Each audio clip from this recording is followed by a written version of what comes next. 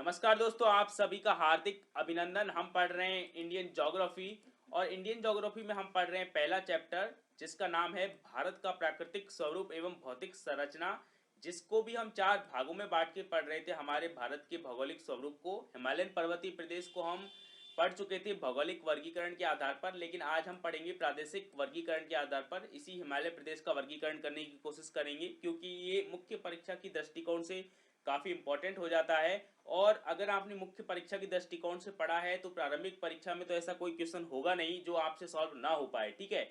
इसलिए हमें हमेशा तैयारी मुख्य परीक्षा के दृष्टिकोण से कर लेनी चाहिए। और जब 2-3 महीने बचे हों तो प्रारंभिक परीक्षा के दृष्टिकोण को ध्यान में रखते हुए हमें फैक्ट्स को ध्यान देना चाहिए, ठीक है।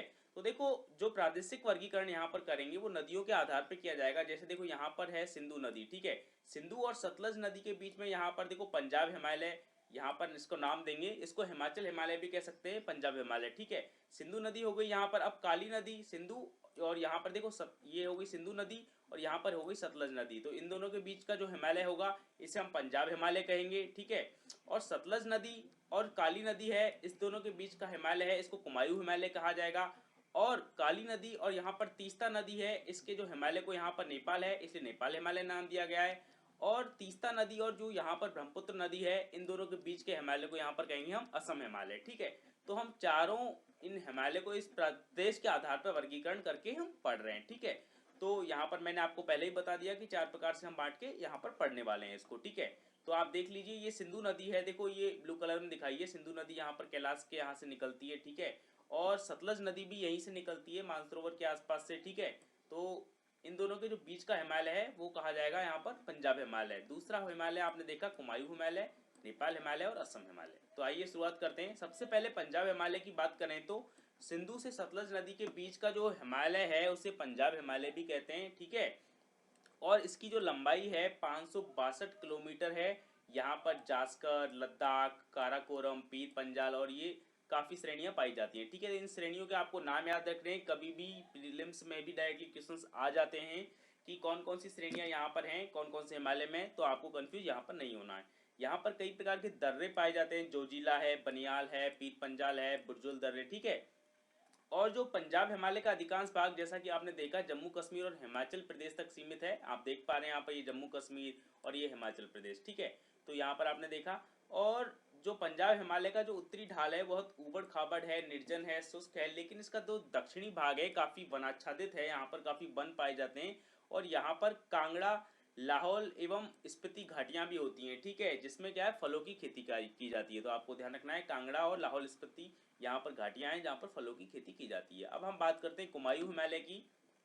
कुमायूं हिमालय, जैसा कि आपने यहाँ पर चित्र में देखा, सतलज नदी से काली नदी के बीच में कुमायूं हिमालय पाया जाता है, जिसकी लंबाई 320 किलोमीटर है। यहाँ कई प्रकार की चोटियाँ चोटियाँ आपको ध्यान रखनी है, बहुत इंपॉर्टेंट हैं।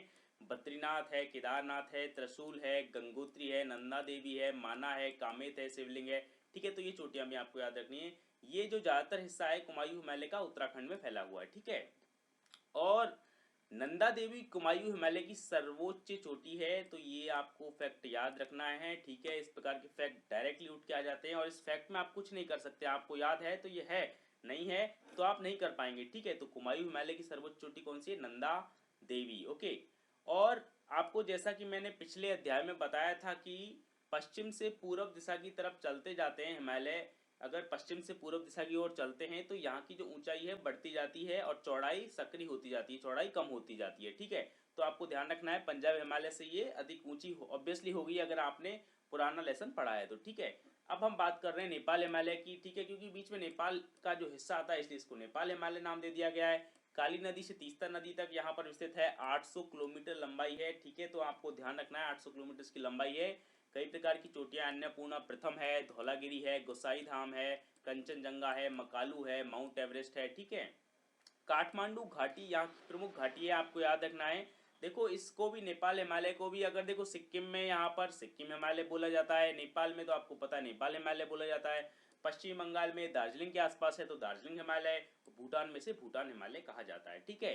तो अब हम बात करते हैं असम हिमालय की। असम जो हिमालय है वो तीस्ता नदी से ब्रह्मपुत्र नदी के बीच में विस्तृत है, 750 किलोमीटर, ठीक है। और ये सिक्किम में, असम में और अरुणाचल प्रदेश में यहाँ पर विस्तृत है। मुख्य चोटियाँ आपको ध्यान रखनी है, सबसे इंपॉर्टेंट यहाँ पर फैक्ट यहीं से क्वेश्चन बन सकते हैं, ठीक है।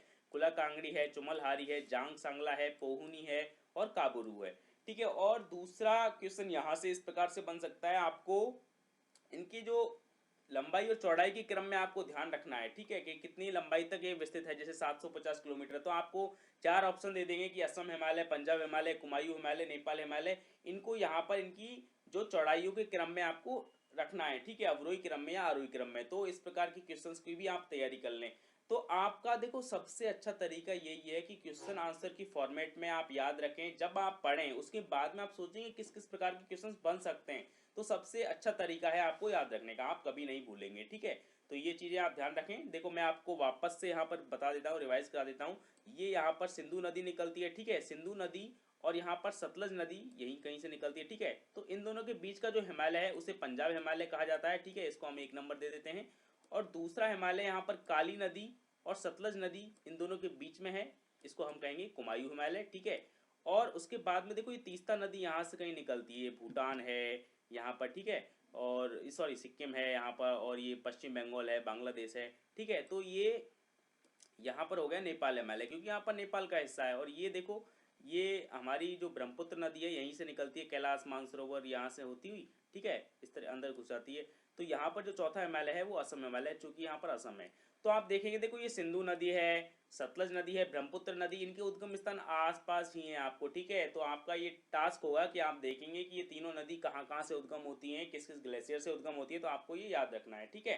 तो हम आगे देखो, कल हमने जो चैप्टर पढ़ा था यहाँ पर हिमालय के जो हमने भौगोलिक वर्गीकरण पढ़ा था, उसके आधार पर मैंने कुछ क्वेश्चंस बनाए हैं, देख लेता हूँ आपने कुछ, आपको कुछ याद हैं भी या नहीं, ठीक है। तो आइए शुरुआत करते हैं। चलो तो बताइए, ट्रांस हिमालय में, ट्रांस हिमालय को पार हिमालय भी कहते हैं, ठीक है। तो आपको पता होगा कि ट्रांस हिमालय में पाई जाने वाली कौन कौन सी श्रेणियां, यहाँ पर जो श्रेणियां दे रखी हैं आपको बताना है, ट्रांस हिमालय में कौन कौन सी श्रेणियां पाई जाती हैं। तो बताइए, काराकोरम, लद्दाख, जास्कर, कैलाश और पीर पंजाल, इनमें से कौन कौन सी श्रेणियां यहाँ पर ट्रांस हिमालय में पाई जाती हैं। तो बताइए, आप सोच लीजिए इसका आंसर। देखो इसका आंसर अगर आपने ढंग से पढ़ी है, ढंग से पढ़ा है ये हिमालय का चैप्टर या हमारा वीडियोस देखा है, तो आप इजीली बता सकते हैं। यहाँ पर देखो, यहाँ पर काराकोरम पाया जाता है, लद्दाख है, जास्कर है, कैलाश है, लेकिन पीर पंजाल यहाँ पर नहीं है, ठीक है। आपको ध्यान रखना है, पीर पंजाल मध्य हिमालय की श्रेणी है। जैसा कि देखो आपको मैं वापस आंसर की तरफ ले चलता हूँ, ये काराकोरम यहाँ पर विस्तृत है, लद्दाख हिमालय, लद्दाख यहाँ पर श्रेणी है, और लद्दाख की विस्तृत श्रेणी यहाँ पर कैलाश श्रेणी है, आपको ध्यान रखना है, ठीक है। और ये जास्कर श्रेणी है। तो ये आपको चारों श्रेणियां याद रखनी है, ओके। तो आप बताइए, मध्य हिमालय की श्रेणियों को हमें उत्तर पश्चिम से दक्षिण पूर्व की तरफ जमाना है। उत्तर पश्चिम मतलब हो गया ये वाला हिस्सा, ठीक है, और दक्षिण पूर्व ये वाला हिस्सा हो गया, ठीक है। तो आपको इस प्रकार से जमाना है, इस प्रकार से चलना है, ठीक है। तो यहाँ पर शुरुआत करते हैं। देखो मसूरी श्रेणी है, महाभारत श्रेणी है, पीर पंजाल श्रेणी है, धौलाधार श्रेणी है। तो आप बताइए सबसे पहले यहाँ पर कौन सी श्रेणी आती है। तो आपको ध्यान होगा सबसे पहले आती है पीर पंजाल श्रेणी, ठीक है। तो पहला नंबर आ गया, 3 नंबर, ठीक है। उसके बाद में आता है पीर पंजाल, कहाँ पर आती है, जम्मू कश्मीर में, ओके। उसके बाद में आता है हिमाचल प्रदेश। हिमाचल प्रदेश में कौन सी श्रेणी पाई जाती है, धौलाधार श्रेणी, ठीक है। तो यहाँ पर हिमाचल प्रदेश आया, तो आपको आया 4 नंबर, ठीक है। उसके बाद में आता है उत्तराखंड। उत्तराखंड में कौन सी श्रेणी है, मसूरा और नागटिब्बा श्रेणी, तो 1 नंबर आ गया, ठीक है। तो ये आ गया 1 नंबर। उसके बाद में आता है हमारा महाभारत श्रेणी, तो ये 2 नंबर। तो आप ऑप्शन देख पा रहे हैं 3, 4, 1 और 2, कौन सा ऑप्शन है बताइए, सी ऑप्शन। तो अगर आपने थोड़ा सा भी ढंग से पढ़ा है तो आप इजीली आंसर दे पाते हैं। आप यूपीएससी, आरपीएससी, चाहे कोई भी कॉम्पिटिटिव एग्जाम है, यहाँ पर आप इजीली आंसर दे पाते हैं, ठीक है। तो आप यहाँ पर देख लीजिए वापस से, श्रेणी पीर पंजाल श्रेणी जम्मू कश्मीर पाई जाती है, धौलाधार श्रेणी हिमाचल प्रदेश में, मसूरी और नागटिब्बा श्रेणी उत्तराखंड में, और महाभारत श्रेणी नेपाल में। तो आप इस एक काम कीजिए, आप मैप लीजिए या फिर एक आप कॉपी लीजिए, उसमें इस प्रकार से आप डायग्राम ड्रॉ कीजिए और इस प्रकार से आप श्रेणियाँ ड्रॉ कर लीजिए, जिससे आप कभी नहीं भूलेंगे, ओके। तो आप एक बार यहाँ देख लीजिए, देखो ये ट्रांस हिमालय है, ट्रांस हिमालय की 4 चोटियाँ, यहाँ पर 4 श्रेणियाँ दे रखी हैं। बृहद हिमालय है, ठीक है, ये मध्य हिमालय है, और ये शिवालिक है, शिवालिक की भी यहाँ पर डाफला, बोर, मिसमी, मिरी, ठीक है। तो ये आपको इस प्रकार से चीज़ें ध्यान रखनी है, ओके। तब आप एक क्वेश्चन और आपके लिए, शिवालिक हिमालय की पहाड़ियों को पश्चिम से पूर्व दिशा की तरफ व्यवस्थित करना है। ये हो गया पश्चिम दिशा, ये हो गया पूर्व दिशा, और आपको शिवालिक की श्रेणी, जैसा कि चौथे नंबर की श्रेणी है सबसे नवीनतम, इस प्रकार से आपको यहाँ पर क्या करना है, जमाना है। ओके, तो आप बताइए कौन कौन सी श्रेणियां हैं, अबोर, मिस्मी, डाफला, मेरी। जब आप इनको क्रम में जमाएंगे तो आपको सबसे पहले यहाँ पर पहले नंबर पे आएगी यहाँ पर डाफला। ओके, उसके बाद में आएगी मेरी। ओके, उसके बाद में आएगी अबोर, उसके बाद में आएगी मिसमी। ठीक है, तो आपको ध्यान रखना है मिसमी सबसे लास्ट में आती है, आप नाम ही देख लीजिए मिसमी। ओके, तो नाम से आपको पता चल रहा है कि मिस करेंगे इसको। ठीक है, तो जाते वक्त बोलते हैं ना मिसमी। ओके, तो आपको ध्यान रखना है आखिरी श्रेणी होगी मिसमी। ओके, नेक्स्ट क्वेश्चन आपके लिए, हिमालय के किन किन भागों के बीच में अनुप्रस्थ घाटी पाई जाती हैं।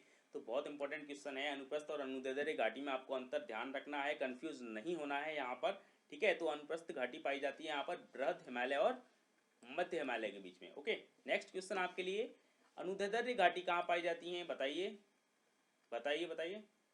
भूल भी गए आप इतने जल्दी। देखो इसका आंसर है मध्य हिमालय और शिवालिक की श्रेणियों के बीच में। देखो यहाँ पर आप वापस से देख लीजिए, वापस से मैं आपको डायग्राम की तरफ ले चलता हूँ। बृहद हिमालय और यहाँ पर देखो मध्य हिमालय के बीच में पाई जाती है अनुप्रस्थ घाटियाँ कौन कौन सी, कश्मीर घाटी, कुल्लू घाटी और काठमांडू घाटी। आपको ध्यान रखना है कश्मीर घाटी में यहाँ पर करेवा के मैदान मिलते हैं। ठीक है, और यहाँ पर जाफरान की खेती की जाती है, केसर का एक प्रकार है बहुत फेमस। ठीक है, अब हम देखो मध्य हिमालय और शिवालिक के बीच में पाई जाती है अनुदैर्ध्य घाटियां। ठीक है, जिन्हें पश्चिम में दून कहते हैं और पूर्व में द्वार कहते हैं। तो आपको ये चीजें ध्यान रखनी है। ओके, नेक्स्ट क्वेश्चन आपके लिए, निम्नलिखित प्रसिद्ध पर्यटन स्थलों को हिमालय की श्रेणियों के अनुसार सुमेलित करना है।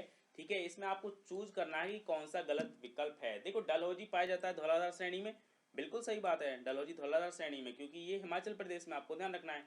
मनाली धौलाधार श्रेणी, बिल्कुल सही कहा। शिमला यहाँ पर बताइए बताइए बताइए, शिमला कौन सी श्रेणी में।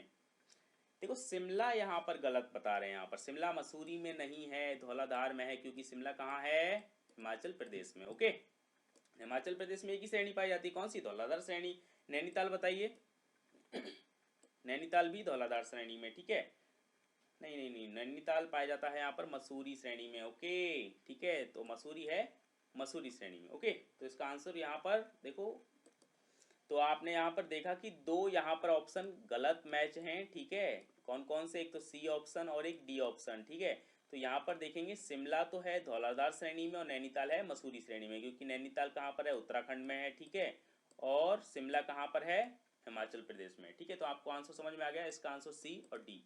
ठीक है, नेक्स्ट क्वेश्चन आपके लिए, करेवा के मैदान जहाँ केसर की खेती की जाती है, जस्ट अभी अभी हमने रिवाइज किया है, हिमालय के किस भाग में है। तो आप इजीली इसका आंसर दे सकते हैं, आपको थोड़ा भी याद है तो बृहद हिमालय और मध्य हिमालय के बीच में। ओके, तो आपने देख लिया यहाँ पर कश्मीर घाटी, बृहद हिमालय और मध्य हिमालय के बीच में। आप बताइए बृहद हिमालय और मध्य हिमालय को कौन सा जोन अलग करता है। आपने अभी अभी जस्ट मैप देखा, आप इजीली बता सकते हैं इसका आंसर। बताइए बताइए, आपके लिए मैं आंसर छोड़ के रखा है, बताइए। Man central thrust. ठीक है, तो आपने जस्ट मैप देखा यहाँ पर, मैन सेंट्रल जो थ्रस्ट है यहाँ पर बृहद हिमालय और मध्य हिमालय को अलग करता है। ओके, तो मुझे पूरा विश्वास है कि आपने ये चीज़ें रिवाइज कर ली होंगी। अगर आपने रिवाइज अभी भी नहीं किए तो दोबारा से रिवाइज कर लें। देखो रिवीजन का जो की यही है कि आप सबसे पहले, जैसे आज पहले दिन आपने जो चैप्टर पढ़ा है तो उसे कम से कम 7 दिन के अंतर्गत रिवाइज कर लें। ठीक है, 7 दिन में रिवाइज कर लें, उसके बाद में 10-15 दिन बाद रिवाइज कर लें। ठीक है, तो 4-5 बार आप रिवाइज कर लेंगे ना उसको, हर 7-7 दिन में रिवाइज करते रहेंगे 4 बार, तो आपको ये परमानेंट हो जाएगा, आप कभी भी नहीं भूलेंगे। ठीक है, तो आप रिवाइज करते रहें, हम नेक्स्ट चैप्टर नेक्स्ट वीडियो के साथ जरूर आएंगे। ठीक है, थैंक यू सो मच।